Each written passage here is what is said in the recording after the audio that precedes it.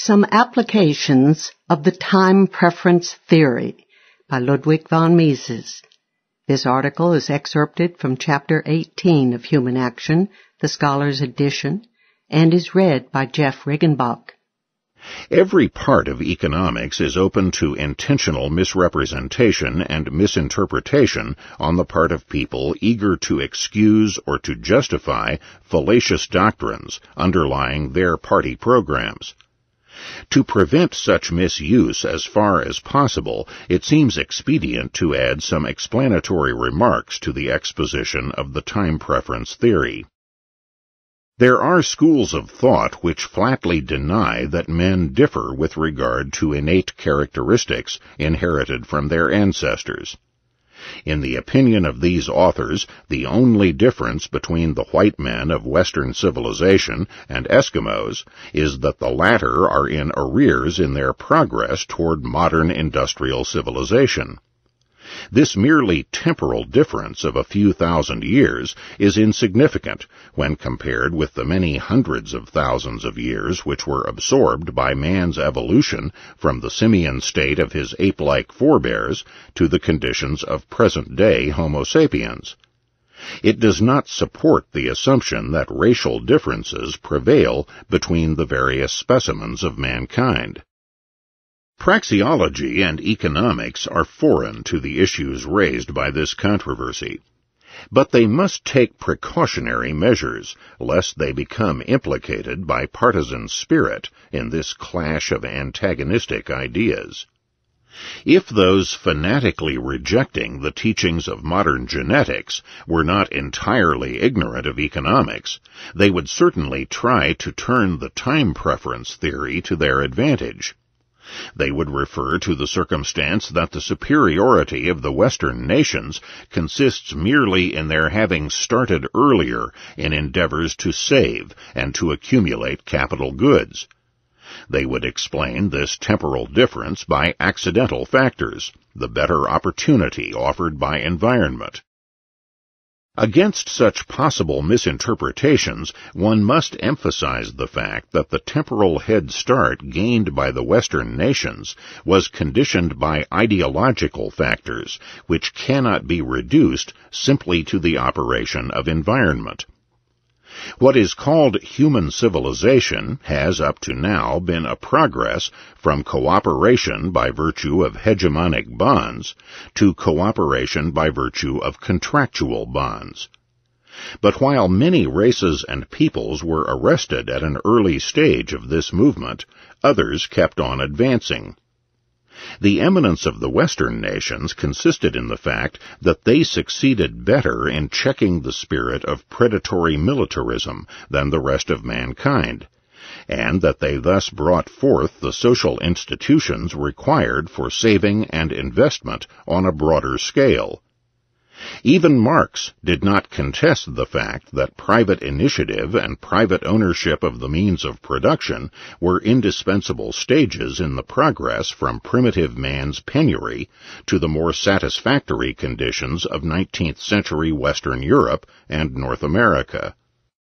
What the East Indies, China, Japan, and the Mohammedan countries lacked were institutions of safeguarding the individual's rights. The arbitrary administration of pashas, cadis, rajas, mandarins, and daimios was not conducive to large-scale accumulation of capital. The legal guarantees effectively protecting the individual against expropriation and confiscation were the foundations upon which the unprecedented economic progress of the West came into flower. These laws were not an outgrowth of chance, historical accidents, and geographical environment. They were the product of reason. We do not know what course the history of Asia and Africa would have taken if these peoples had been left alone.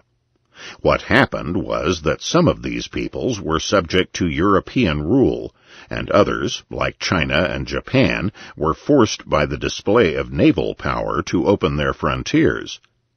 The achievements of Western industrialism came to them from abroad. They were ready to take advantage of the foreign capital lent to them and invested in their territories, but they were rather slow in the reception of the ideologies from which modern industrialism had sprung. Their assimilation to Western ways of life is superficial. We are in the midst of a revolutionary process, which will very soon do away with all varieties of colonialism. This revolution is not limited to those countries which were subject to the rule of the British, the French, and the Dutch. Even nations which, without any infringement of their political sovereignty, had profited from foreign capital, are intent upon throwing off what they call the yoke of foreign capitalists. They are expropriating the foreigners by various devices: discriminatory taxation, repudiation of debts, undisguised confiscation, foreign exchange restrictions. We are on the eve of the complete disintegration of the international capital market. The economic consequences of this event are obvious. Its political repercussions are unpredictable. In order to appreciate the political consequences of the disintegration of the international capital market, it is necessary to remember what effects were brought about by the internationalization of the capital market. Under the conditions of the later 19th century, it did not matter whether or not a nation was prepared and equipped with the required capital in order to utilize adequately the natural resources of its territory. There was practically free access for everybody to every area's natural wealth. In searching for the most advantageous opportunities for investment, capitalists and promoters were not stopped by national borderlines. As far as investment for the best possible utilization of the known natural resources was concerned, the greater part of the Earth's surface could be considered as integrated into a uniform, world-embracing market system. It is true that this result was attained in some areas, like the British and the Dutch East Indies and Malaya, only by colonial regimes, and that autochthonous governments of these territories would probably not have created the institutional setting indispensable for the importation of capital. But Eastern and Southern Europe and the Western Hemisphere had, of their own accord, joined the community of the international capital market. The Marxians were intent upon indicting foreign loans and investments for the lust for war, conquest, and colonial expansion. In fact, the internationalization of the capital market, together with free trade and the freedom of migration, was instrumental in removing the economic incentives to war and conquest. It no longer mattered for a man where the political boundaries of his country were drawn. The entrepreneur and the investor were not checked by them. Precisely those nations which, in the age preceding the First World War, were paramount in foreign lending and investment, were committed to the ideas of peace-loving, decadent liberalism.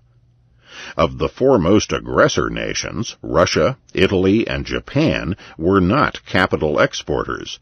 They themselves needed foreign capital for the development of their own natural resources. Germany's imperialistic adventures were not supported by its big business and finance. The disappearance of the international capital market alters conditions entirely.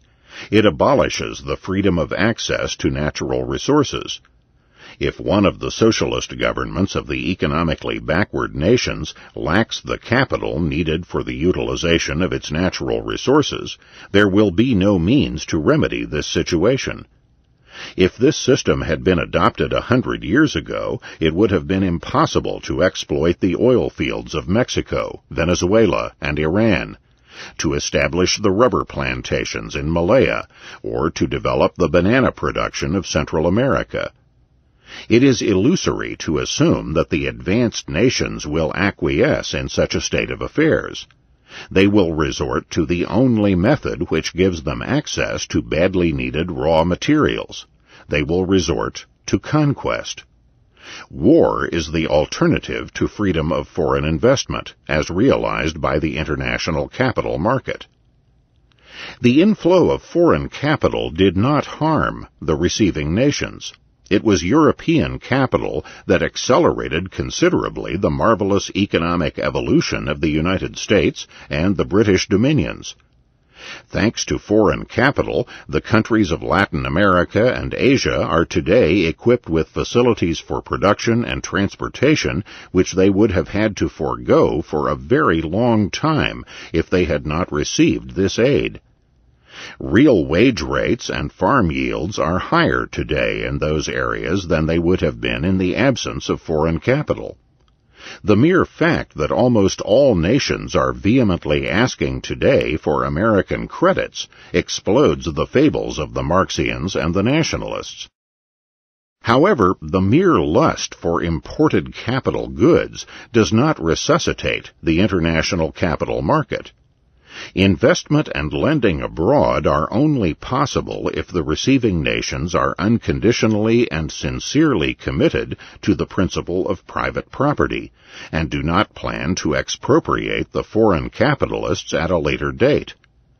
It was such expropriations that destroyed the international capital market. Intergovernmental loans are no substitute for the functioning of an international capital market. If they are granted on business terms, they presuppose no less than private loans the full acknowledgment of property rights. If they are granted, as is usually the case, as virtual subsidies without any regard for payment of principal and interest, they impose restrictions upon the debtor nation's sovereignty. In fact, such loans are, for the most part, the price paid for military assistance in coming wars. Such military considerations already played an important role in the years in which the European powers prepared the great wars of our age. The outstanding example was provided by the huge sums which the French capitalists, pressed hard by the government of the Third Republic, lent to Imperial Russia. The Tsars used the capital borrowed for armaments, not for an improvement of the Russian apparatus of production. They did not invest it. They consumed a great part of it.